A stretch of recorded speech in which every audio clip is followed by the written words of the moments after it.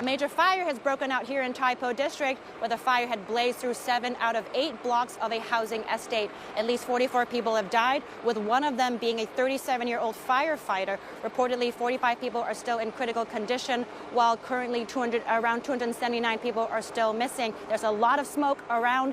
I can smell it, and behind me, you can see that firefighters are still working to put out the fire, which began Wednesday afternoon. Over 880 firefighters have been at the scene fighting this fire. By around 6:30 a.m. this morning, firefighters have managed to contain the fire for 4 housing blocks, but they are still working to contain the fire for 3 other blocks. This operation is expected to last at least until later this evening. The housing estate has been under renovation since last July, and this fire started because the bamboo scaffolding and mesh outside the housing blocks had caught fire. Authorities have said that it's unusual for a fire to spread this much and so quickly, and investigations have been underway. 3 men from a construction company have been arrested for alleged manslaughter and on suspicion that construction materials around the building did not meet fire safety standards. Styrofoam boards were found to be covering windows at the estate, and police say that this is suspected to be one of the causes of the fire because it is flammable and could potentially accelerate the spread of the fire.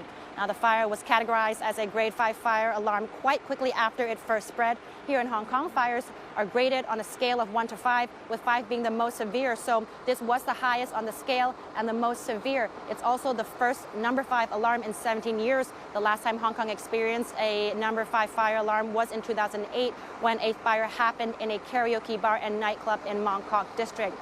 This housing estate in Tai Po has about 2,000 flats and is home to about 4,000 residents. So the impact of this fire on this community and estate is expected to be significant.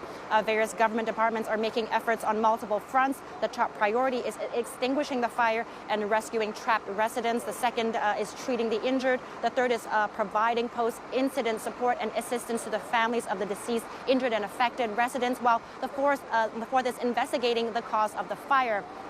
8 temporary shelters in this Tai Po area have been open for residents in need, while shuttle bus services have been arranged for residents. As of 9:30 p.m. on Wednesday, around 900 people have been using these shelters, and depending on the situation, more shelters will be opened if necessary. And while the city has been gearing up for the Legislative Council elections next weekend, Chief Executive John Lee has said promotion activities and election forums have been suspended so that the entire government can focus on dealing with this fire. Anne Cheng, CGTN, Hong Kong.